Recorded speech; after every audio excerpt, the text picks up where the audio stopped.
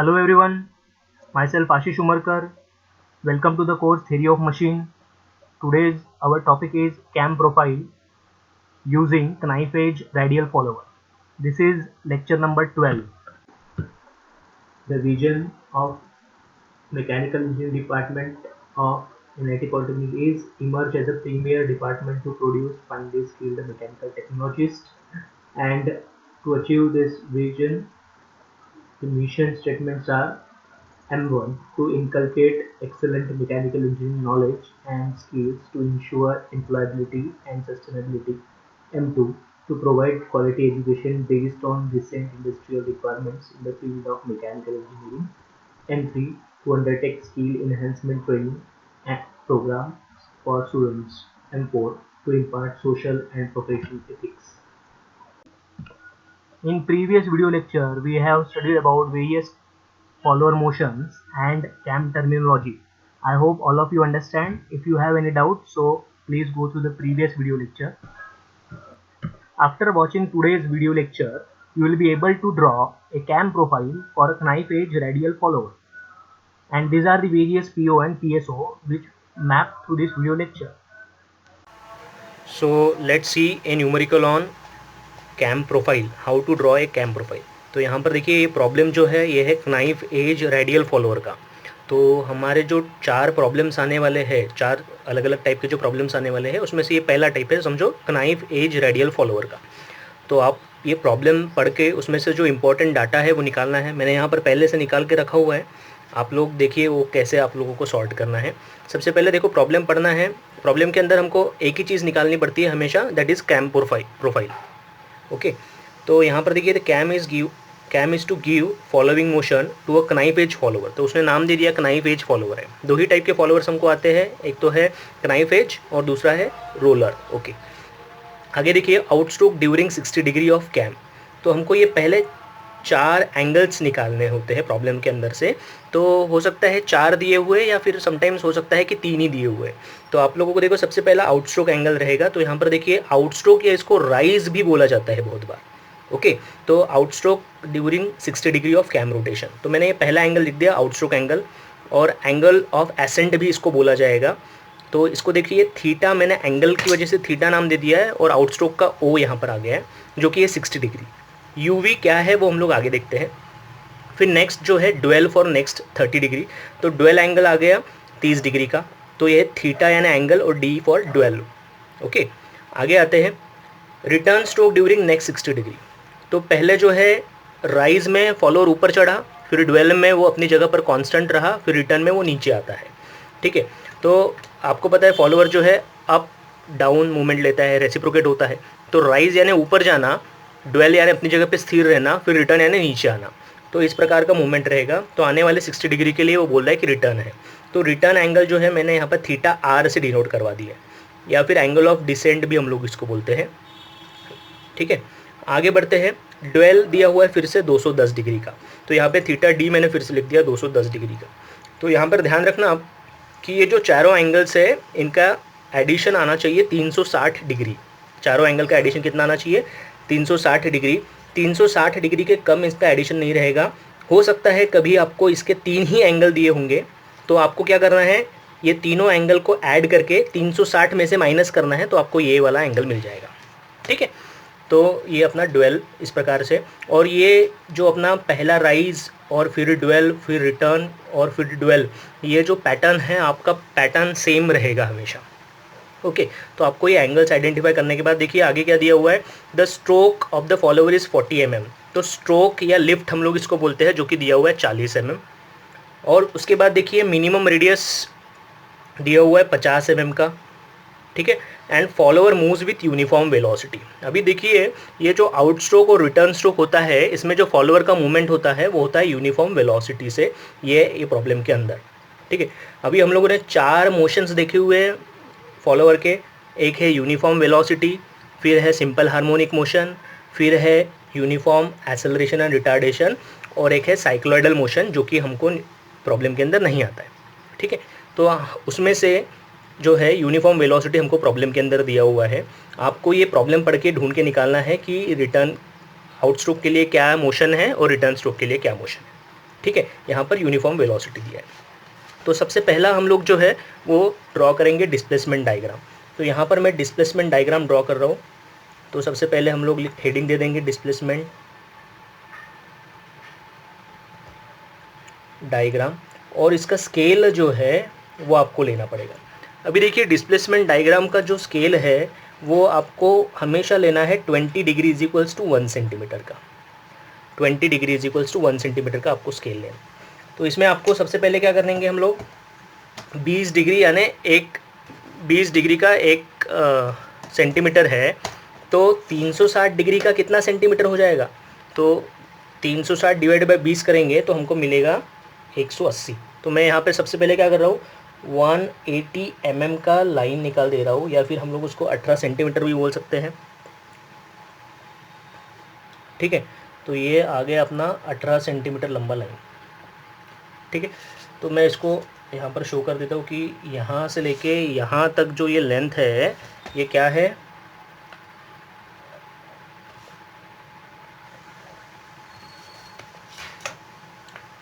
मैं इसे पेन से ड्रॉ कर रहा हूँ, पर आपको इसको पेंसिल से ड्रॉ करना है। पेन से मैं इसलिए कर रहा हूँ क्योंकि आपको वीडियो के अंदर वो दिखना चाहिए, डार्कनेस आना चाहिए। 1 रिवॉल्यूशन ऑफ कैम जो है वो कितना होता है, ये होता है 360 डिग्री का, या फिर आप लोग इसको 18 सेंटीमीटर यहाँ पर हम लोगों ने लिया होगा। ठीक है, तो इस प्रकार से हम लोगों ने सबसे पहले क्या कर दिया, इसका ये जो 1 रिवॉल्यूशन है वो ड्रॉ कर दिया। फिर इसका जो हाइट है वो आपका लिफ्ट आ जाएगा। तो लिफ्ट कितना है यहाँ पर, वो है 40 mm या 4 सेंटीमीटर हम लोग इसको बोलेंगे।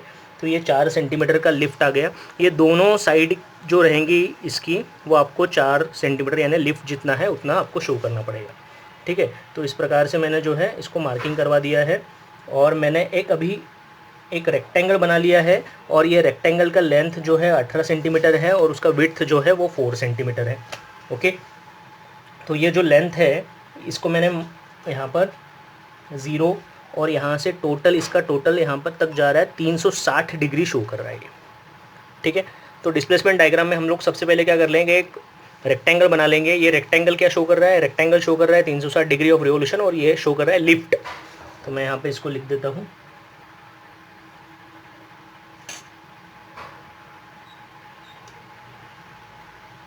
लिफ्ट और स्ट्रोक, जो कि है अपना 40 mm। ओके, अभी देखिए पहला एंगल क्या था अपना, पहला एंगल था 60 डिग्री का आउट स्ट्रोक एंगल।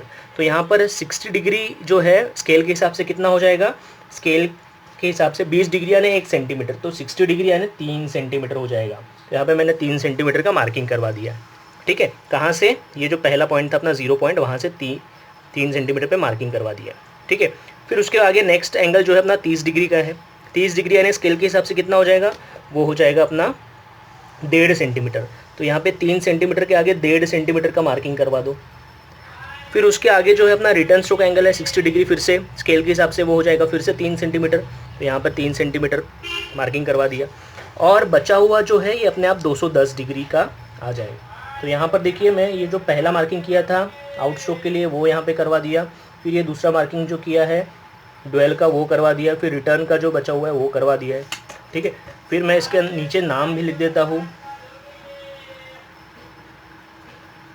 ठीक है, यहाँ से लेके यहाँ तक क्या था, ये था अपना आउट स्ट्रोक एंगल थीटा ओ, जो कि है 60 डिग्री। ठीक है, फिर उसके बाद ये जो है वो थीटा डी है, जो कि है 30 डिग्री। ठीक है, फिर उसके बाद जो है यहाँ से आगे जो है थीटा रिटर्न आ जाएगा 60 डिग्री का फिर से, और ये बचा हुआ जो है फिर से ड्वेल एंगल है।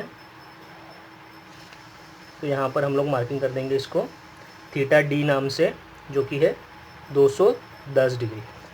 ओके, तो ये समझ में आया आपको किस प्रकार से मैंने ये पार्टीशंस कर दिए। जो अपने एंगल थे उसको स्केल से आप लोग डिवाइड करवा दो, और यहाँ पर उतना लेंथ आ जाएगा, वहाँ पर आपको मार्किंग करनी है। आउट स्ट्रोक और रिटर्न स्ट्रोक जो रहेंगे ना, इसको आपको फर्दर डिवाइड करना है 6 पार्ट में। तो आउट स्ट्रोक को मैं 6 पार्ट में डिवाइड करवा देता हूँ।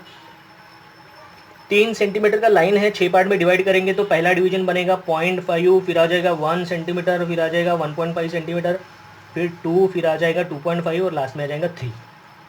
ठीक है, तो आउट स्ट्रोक को मैंने 6 पार्ट में डिवाइड करवा दिया। वैसा ही रिटर्न स्ट्रोक देखिए आप लोग, इसको भी 6 पार्ट में डिवाइड करना है। तो पहला आ जाएगा 0.5, फिर आ जाएगा 1, फिर आ जाएगा 1.5, 2, फिर आ जाएगा 2.5। ठीक है ना। इस प्रकार से इसको ड्रॉ करना है और फिर आप लोगों को इसको स्ट्रेट लाइन से इसको पार्टीशंस को यहाँ पर जोड़ देंगे, ठीक है। वैसा ही सेम आपको यहाँ पर रिटर्न साइड में भी करना है। ध्यान रखना है ड्वेल में कोई भी पार्टीशंस नहीं होंगे, ड्वेल साइड में कोई भी पार्टीशंस नहीं होंगे, ओके। तो मैंने क्या करवा दिया, ये जो डिविजन्स किए थे हम लोगों ने आउट स्ट्रोक, ड्वेल और रिटर्न स्ट्रोक के, उसके अंदर आउट स्ट्रोक और रिटर्न स्ट्रोक में फर्दर 6-6 पार्ट में उसको डिवाइड करवा दिया। ड्वेल में कोई डिविजन्स नहीं किया है।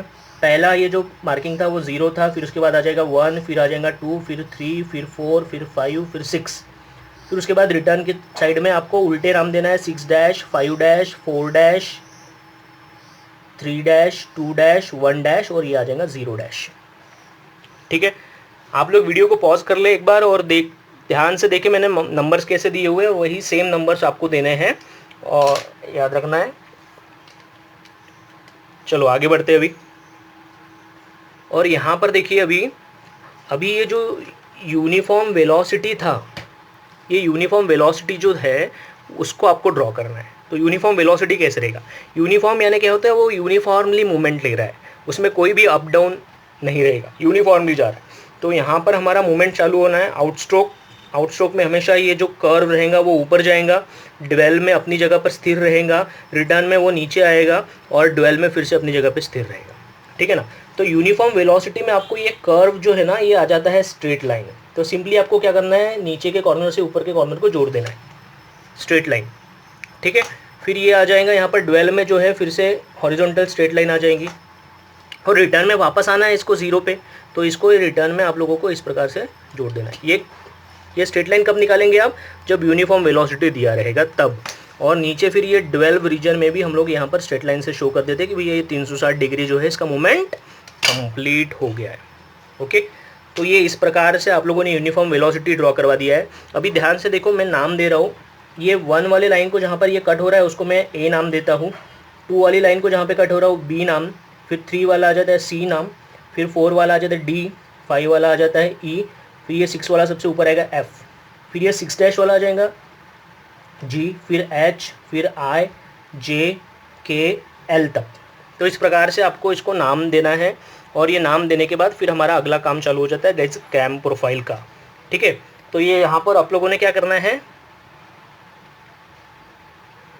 पर्टिकुलर ये हर प्रकार से इसको स्पेसिफिक हाईलाइट करके दिखाना है।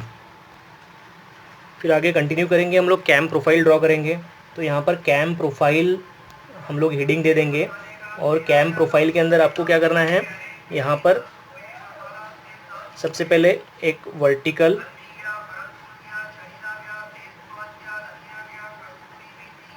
और एक हॉरिजॉन्टल,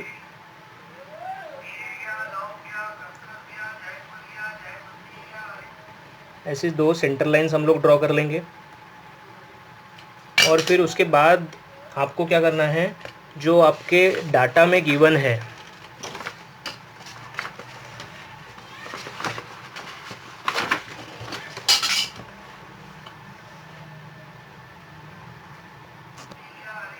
डाटा में जो गिवन है अपना मिनिमम रेडियस ऑफ कैम, ये जो दिया है मिनिमम रेडियस कितना है 50 mm।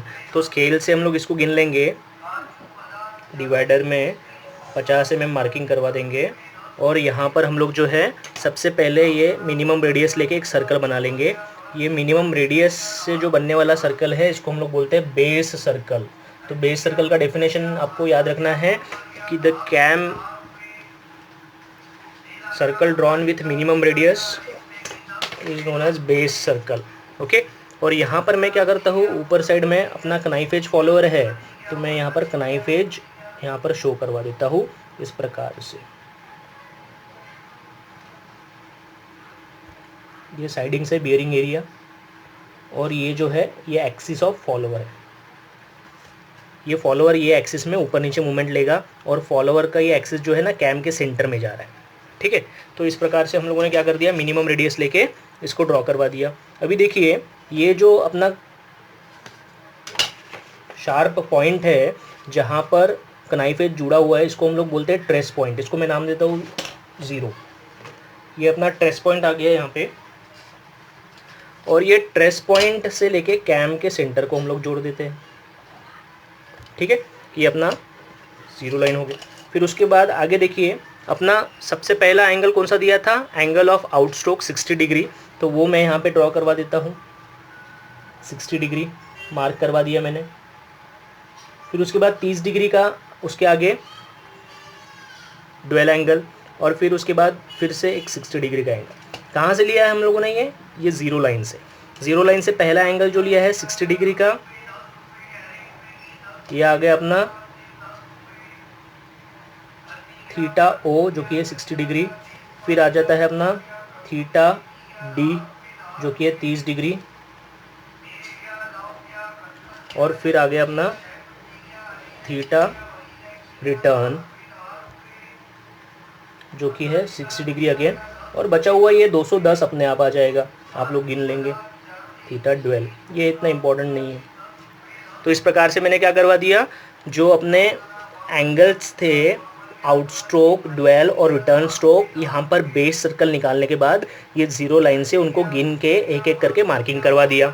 अभी आप लोगों ने देखिए जो डिस्प्लेसमेंट डायग्राम निकाली थी, तो डिस्प्लेसमेंट डायग्राम में आप लोगों ने क्या किया था, आउटस्ट्रोक एंगल 60 डिग्री, फिर 30 डिग्री ड्वेल, रिटर्न 60 डिग्री और 210, इसी प्रकार से ड्रॉ किया था ना। और उसके बाद आप लोगों ने क्या किया था, इसको 6 पार्ट में डिवाइड करवा दिया, किसको, आउटस्ट्रोक और रिटर्न स्ट्रोक को। तो हम लोग भी यहाँ पर इसको 6 पार्ट में डिवाइड करवा देंगे। तो पहला जो है अपना आउटस्ट्रोक एंगल जो है उसको मैं 6 पार्ट में डिवाइड करवा देता हूँ। 60 डिग्री का है तो पहला डिवीजन बनेगा 10, फिर आ जाएगा 20,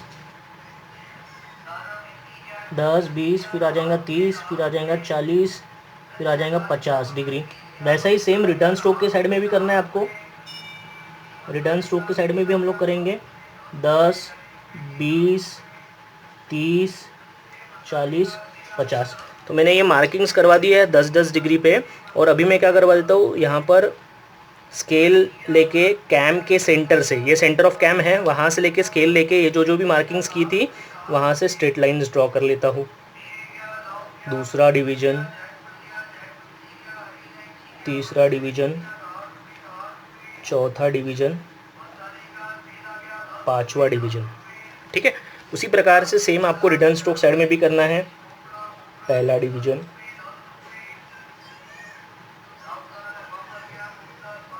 दूसरा डिवीज़न, तीसरा डिवीज़न, चौथा, पांचवा। ठीक है, यहाँ पर मैंने 6-6 पार्ट डिवाइड करवा दिए। अभी ये अपना 0 पॉइंट है, ये बेस सर्कल पे ही ये दूसरा पॉइंट 1 आ जाएगा, ये तीसरा 2, 3, 4, 5 और ये लास्ट में 6 आ जाएगा। वैसा रिटर्न स्ट्रोक में यहाँ पर क्या नाम दिए थे हम लोगों ने, 6 dash, 5 dash, 4 dash, 3 dash, 2 dash, 1 dash और लास्ट में आ जाएगा 0 डैश। ठीक है ना, इस प्रकार से हमारे ये सारे पॉइंट्स आ गए। अभी देखो आगे हम लोग डिस्प्लेसमेंट डायग्राम का यहाँ पर क्या इस्तेमाल करने वाले हैं। तो ये जो अपना डिस्प्लेसमेंट डायग्राम था, इसमें आप लोगों ने जो है ये ABCD पॉइंट जो दिए थे, तो आपको सिंपली क्या करना है, 1 से लेके A तक का डिस्टेंस लेना है। 1 से लेके A तक का डिस्टेंस लिया, ध्यान से देखिए मैं कहाँ पर डिस्टेंस ले रहा हूँ, और ये डिस्टेंस आपको यहाँ पर जो 1 पॉइंट आया है वहाँ पर मार्क कर देना है। ठीक है, तो ये अपना पॉइंट जो है वो A पॉइंट आ गया है यहाँ पर। उसके बाद नेक्स्ट जो है 2 से लेके B तक का डिस्टेंस लेना है, 2 पे रखना है, यहाँ पर मार्क कर देना है। ठीक है, तो ये अपना अगला पॉइंट जो है वो आ जाएगा B पॉइंट। वैसे ही सेम आगे क्या करते हैं हम लोग, देखो वैसे ही सेम C को आप लोग यहाँ पर ले लो, 3 से उसको ड्रॉ करवा दो। फिर C के बाद आ जाएगा D, फिर D के बाद आ गया E, फिर E के बाद आ जाएगा F। पूरे मार्किंग्स कर दिए। उसी प्रकार से 6 डैश से लेके G, फिर 5 डैश से लेके H, फिर 4 डैश से लेके I, फिर 3 डैश से लेके J, टू डैश से लेके K, फिर ये लास्ट वाला L पॉइंट आ गया। ये सभी पॉइंट्स को आपको C, A B C D E F G H I J K L यहाँ पर मार्किंग कर देनी है। और मार्किंग करने के बाद सभी पॉइंट्स को जो है आप लोगों को with the help of French curve का इस्तेमाल करना है और इनको ज्वाइन करना है। और ये एक स्मूथ कर्व दिखना चाहिए। मैं इसको हाथ से बना रहा हूँ, आपको इसको फ्रेंच कर्व का इस्तेमाल करके बनाना है। ओके,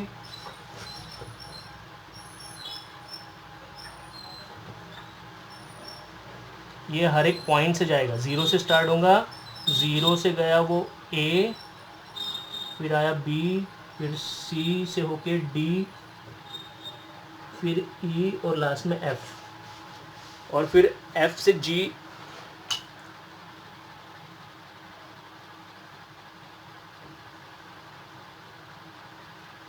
इसको आपको फ्रेंच कर्व से ज्वाइन करना है। स्मूथ कर्व दिखना चाहिए।